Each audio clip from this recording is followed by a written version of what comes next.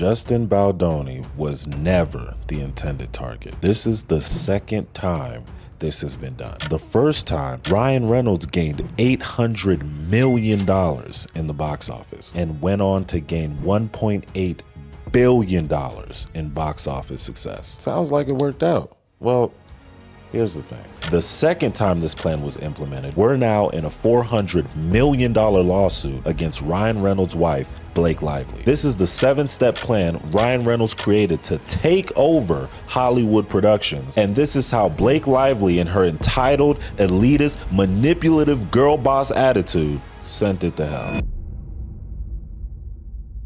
Step 1. Take less money. Upon joining the production, Blake agreed to a lower salary of $3 million as part of her plan, but made sure to negotiate an executive producer credit. $3 million was an underpaid salary for Blake's earning status. Now, this video is really good because it details the step-by-step process that Ryan Reynolds perfected to take over movie productions. He used the same exact plan to reach over $3 billion in box office earnings with his Deadpool movies. But the video doesn't fully explain why this process didn't work with Blake Lively, and that's why I'm here. Each step gets even more evil as we progress. Step 6 is crazy. So here's the thing. Actors take less all the time, especially if they're trying to get their foot in the door or really believe in the project. So I did research on Blake Lively's payment history in the industry, and she doesn't get very much. This is the most she's ever been paid for an individual role, $3 million. But her status warrants more. I don't think Blake knew what she was getting herself into, but I think her husband did. For the first Deadpool movie, where Ryan admitted he let go of getting paid and accepted a very low salary of $2 million, was a calculated move. By being willing to take such a pay cut for a superhero movie, Ryan gained the trust of those in charge of the production by demonstrating his commitment to creative authenticity over financial gain. Take one for the team. Ryan Reynolds at the time was like a B+ list actor who had just gotten $5 million for his Green Lantern role in 2011, which tanked. So on a second chance with another superhero movie, this is make or break. He wanted to show the crew that he believes in this project, and he's here to make the best fucking movie because his career quite literally depends on it. And with the budget not as big as your typical superhero movie at $58 million, the studio let Ryan and the crew get a good amount of creative control over the project. All of that was authentic.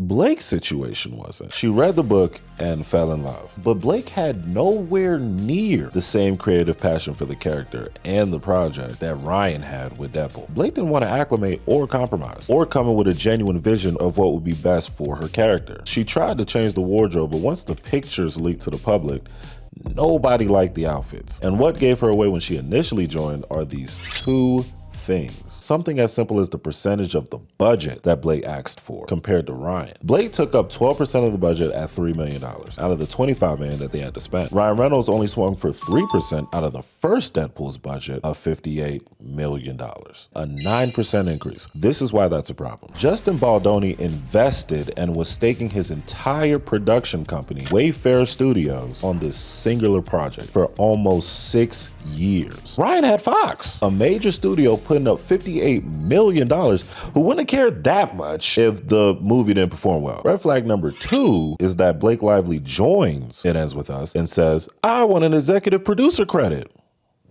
With no skin in the game. Ryan wanted a solo Deadpool movie for years, and when production started, he was hands-on with the character and the whole production. Blake's way of producing was immediately complaining about her character's wardrobe, making the set spend extra time and money to buy designer clothes and then deliver them to her. Those two initial moves Blake Lively made should have been major red flags for Justin Baldoni, but what are you gonna do?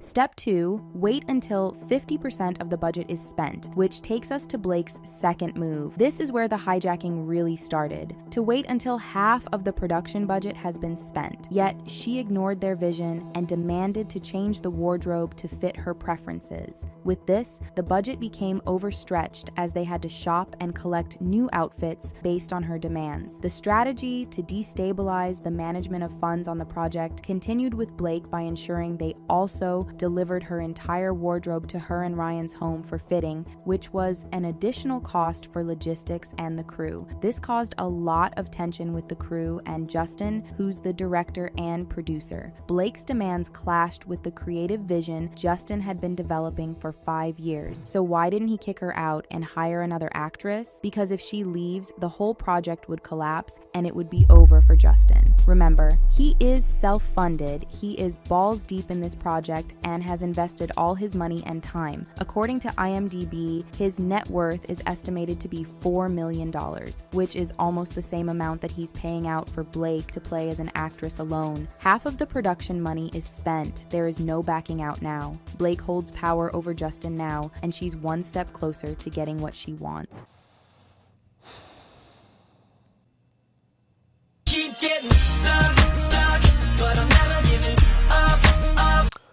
The sick bitch knew what she was doing. She came in and siphoned all the money. On Deadpool, Ryan made a concerted effort to work with the team, not waste money. So far, Blake's ate up 12% of the budget for her salary alone, insisted she get an executive producer credit, even though the script, wardrobe, and location had already been set, and then made him spend more money to buy new shit and deliver it to her house. Step 3. You ready? Start your hostile takeover and bring some powerful friends. As soon as she conquered the wardrobe department, despite her unflattering clothing choice, it was time to unleash one of her dragons, Ryan, to help her conquer even more of this movie. And it was the script, Ryan's specialty. In a text message to Justin Baldoni, Blake Lively referred to herself as Khaleesi and called Ryan and godmother of her children and billionaire friend Taylor Swift her dragons. That was so fucking corny. This metaphor implies that Reynolds and Swift play influential roles in backing her decisions and actions, starting with Ryan, who previously has been praised for his brilliance in scriptwriting and witty dialogue for Deadpool 1. So much so that Reynolds secured an official producer credit for Deadpool 2, which is a super important detail to remember for later. Earned. You can't write. This is on Ryan too. By all means, help your wife. But to sit there and feed into her entitlement and do all the work for her own hostile takeover makes you look even more lame and whipped. He helped Blake to rewrite dialogues and scripts from the comfort of their home without consulting with the director Justin or the screenwriter. Ryan changed the conversation between Ryle and Lily on the rooftop, which the screenwriter had no idea about and felt was improvised. Blake invited Justin to her home to discuss some ideas and script rewrites she had done. What Justin didn't realize was that as soon as he stepped through the door, Ryan and Taylor Swift were there. The dragons. They cornered Justin, putting him in an awkward position as they continued persuading him to accept the changes, forcing him to remind them that he is the director. When her plan began to fail, Blake shifted tactics. She texted Justin late at night to express her disappointment. Justin quickly responded with a voice message at 2 a.m., which we'll now listen to. Reading the second part of your message, my heart sank. And damn right, you got great friends if that's how you felt and they knew that. But I just wanted you to know that I didn't need that because it's really good and it's gonna make the movie sing like you said. And I am so sorry you have been through what you've been through with these other filmmakers and producers or whoever the people were that you worked with. Justin gave in and let her have her way. Blake regained her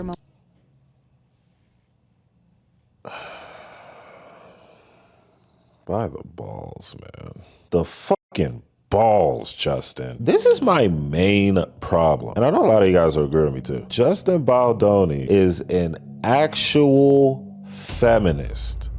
Like a real one. Not the ones that say that they are to manipulate women and then they're actually creeps. Justin really believes these things. And he's getting ran over by a semi-truck of people that don't even care if his kids don't eat next month. And what's worse is he's laying down on the tracks with a smile on his face, thinking he's serving his ultimate purpose, bowing down to women and letting himself be degraded. Step 4. And this was actually a lucky curveball for Blake and Ryan's little takeover, because this didn't happen for Ryan in his first Deadpool production. The writer's strike of 2023. Despite the many struggles that Blake had caused the production to set them back in preparation for getting control of the project, with the help of Ryan's experience of renegotiating his position in Deadpool to get more creative control and a lucrative back-end profit-sharing deal, took full advantage of the actors' and writers' strikes to her advantage that coincidentally halted the production. During this vulnerable time, when filming stopped temporarily, Blake seized the opportunity to strengthen her hold over the film by renegotiating her contract. For her return to work, she presented a list of 17 non-negotiable demands. The list was a very critical move for Blake Lively. Not only did it demand more creative control over the project so that she can get her little PGA award, but what the list also did was lay the groundwork for the media narrative that Blake was going to spin and hold over Justin Baldoni's head as bargaining chips to make sure the production stays in check and follows her demands. Things like no more showing nude videos or images of women, including the producer's wife, no discussion of pornography or personal sexual experiences, no mention of times where physical consent was not given in sexual are you kidding me? No description of genitalia to live. Dude, all of these, are you kidding me? Dude, all of these are just accusations at Baldoni like he's some sort of sexual predator or something. No mentions of her deceased father. Who is saying any of this crap? This is all manipulation. So now at this point, the picture's getting pretty clear what this actually is. A hostile takeover. And with this being Ryan Reynolds' plan, he didn't even respect Baldoni and his production enough to show some restraint or be subtle with your intentions. He didn't care. They saw his weakness and desperation. Baldoni was in the most compromising spot of his life. An actual feminist invested most of his money in a project for 6 years meant to champion women's voices, and an entitled, manipulative female Hollywood A-lister and her powerful A-list husband put his career, company, and reputation all on the line because they wanted a little boost in his wife's career. Ryan is not doing this in his first Deadpool movie because it was make or break for his career. The script had been sidelined for a decade, finally got greenlit, and then was being produced by Fox. He was humble, and it earned his movies $3 billion. This go round, they weren't humble, and now they're in it for $400 million. Step 5, take over the editing. This is the second most pivotal part in the hostile takeover process, and this is how Blake went about it. Once filming finally wrapped, Justin thought he was finally free of Blake, but he couldn't have been more wrong. This time, he had both Blake and Ryan to contend with. Justin was about to enter his director's protected editing period. That guy looks defeated. Oh my goodness, look how young he looks. Full of health, sparkle in his eye, even has Colleen next to him. Done. I don't even, please people, just like this movie so at least I can get paid. This period is a big deal because it's the time when only the director and approved editors are allowed to work on shaping the film. But Blake pulled up with another surprise as her tactical strategy moved into the editing bay in a plan for a real hostile takeover. And with Ryan's impressive track record of being hands-on with the editing in movies like Deadpool and Free Guy, this was a simple quest. Blake requested access to the film's editing bay during the well-known director's Great beer. Blake was given leverage and allowed into the privacy of the editing bay for 2 full days. And this is where she and Ryan really got to work. She intentionally managed to extend her access to 10 days, which gave her and Ryan enough time to edit their own final cut of the movie, something that never would have been possible if she hadn't gotten the 10 days. But Blake wasn't the only one making power moves. Taylor Swift was also involved. The film's original composer was fired. Why? Because Taylor Swift had worked with him before and allegedly had personal issues with him. Taylor pressured the production to fire him and replace him with someone connected to Ryan's Deadpool team. Blake's cut was then forced to compete with the director's cut. The studios tested the 2 versions with audiences, and Justin's cut tested higher. Taylor's not even a part of the movie. How is she able to fire somebody? This is a circus, bro. Taylor gets somebody fired. Ryan gets somebody fired. Blake is firing people. What? Are you kidding me? What the hell is going on? So I am confusion. If Ryan tried to pull any of this shit in Deadpool, bro. Again, Ryan operated in good faith and had genuine investment in his character and the project on Deadpool. And he was the star. Of course, they let him in the editing room. Blake has been a hag since day one. And people like Baldoni's cut more. And she still said no. The video doesn't mention it, but she actually did agree to go with whoever's cut of the film wins. She was gonna go with that film. She was so much of a pretentious bitch that even when losing to Justin's cut, she did this. Step 6, threatening to not promote, and it is now that Blake drops her dangerous ultimatum on Justin. She threatened to leave the project, take the book's author with her, and to make 0 marketing appearances if her cut wasn't picked. Bitch, you agreed! I'm telling you, bro.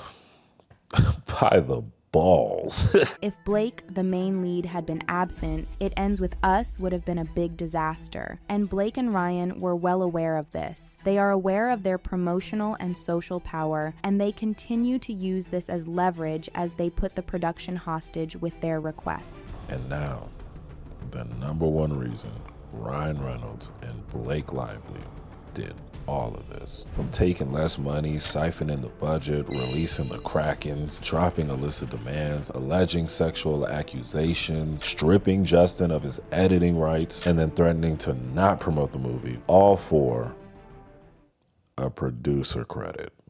Aside from planning to take over the film project completely, Blake had one final thing to take over. But first, she had to put Justin in the basement at his own premiere and for his biggest life project. It have been one of the most beautiful nights of my life, career-wise. I literally was sent to the basement with all my friends and family for over an hour. I wasn't allowed to be seen. Nat missed this part. This is the Brother. explanation for Blake went after a formal producer credit and the Producers Guild of America PGA, which is insane since Justin is the producer and she was hired as an actress. The criteria for earning a PGA mark expose Blake and Ryan's strategy step by step. Blake changed some parts of the script to take advantage of this. The producer must also hire key personnel. She hired key personnel like editors and fired the ones Justin was working with. It is also expected to supervise the post-production like editing. We already know how Blake and Ryan took over the editing. The organization expects that the producer has been involved in the music of the film, and she actually used her connection with Taylor Swift to add one of her songs in the movie, My Tears Ricochet, in one of the most pivotal scenes in the movie. Taylor Swift even helped her cast one of her friends that played young Lily in the movie. Finally, producers are expected to contribute to marketing. She and Ryan tried to cross-promote Deadpool 2, and It Ends With Us in hopes to get a powerful Barbenheimer effect. But here, she also miserably failed since she tried to promote her hairline and her beverage company Buzz at the same time, which got a massive backlash since this movie is about a sensitive topic where DV awareness should be in focus. So why was she so relentless in trying to get this PGA mark? This could transform her career from being an underestimated actress into a respected producer, just like her husband, where she also would be able to negotiate higher salaries for all her future projects, back-end deals to make millions and earn a percentage of a film's profits. But Blake and Ryan's plan all along was to secure the rights to all of Colleen Hoover's books and build an entire production empire and control Colleen Hoover's entire book-to-film franchise. I mean, if Colleen has her rights, I'll go anywhere. I'll follow this woman anywhere. Y'all heard her. Which explains why Colleen Hoover supported Blake so much despite all the controversy. Colleen even launched a new production company called Heartbones Entertainment, which could suggest she was working with Blake and Ryan on future deals. This could have been Blake's time to shine. With Ryan's expertise and her status, she could have fast-tracked her way into becoming a respected and high-earning businesswoman and producer. On the video. I don't know if they forgot that they were in the age of technology and social media, where when you try to spin a narrative to convince people that you're the victim, dude, there's messages, interviews, voice notes, social media posts, all of it. You saw this with the recent Brett Cooper drama that I covered. Things started coming out. Letters, emails, people close to the situation. We didn't just believe the narrative that the media company was trying to push on us. And now Taylor Swift is trying to distance herself and claim she had nothing to do with the project. But not only did she get the original composer fired, she also recommended her friend to play the young version of Blake Lively in the movie. I hear that Taylor mother may have had some influence in getting Yes, she did. Yeah, I know. I don't even know if I'm meant to be saying it, but I'm saying it. Yeah, she was a helpful part of the process of the audition. You follow that with all the allegations that Ryan Reynolds sent out to the media about Justin Baldoni, from abuse, sexual misconduct, fat shaming Blake. They set everything up so that this can be the narrative that the public believes. But even for Baldoni being the believe all woman feminist he purports to be, someone on set, whether it's his production company or his PR team, started noticing Blake Lively's real intentions. At some point, the set started keeping receipts, text messages, keeping the camera rolling, recording everything. Do you know how much of a bitch you have to be to make the believe all woman born in the womb super feminist doubt you, let alone make sure he's protected in case you try something? That is crazy. That's why on February 1st, the month of love, Justin Baldoni and his lawyer Brian Friedman focused their efforts on dropping their new website, thelawsuitinfo.com. It was made to combat all the false claims that Ryan and Blake made. If you want me to dive into that, let me know in the comments. So what are your thoughts? You think this was all orchestrated by Ryan Reynolds and Blake Lively to boost Blake's career? Or do you think this was just happenstance? Lively didn't know, she came in hoping to play her role, but had to take over because, you know, it seemed like Baldoni didn't have any clue what he was doing. Although his version of the movie tested the best with audiences. I think Ryan's the mastermind. I think Blake Lively is an airhead nepo baby mean girl who's never had to do anything hard in her life. See you next time. Tonight the music sings.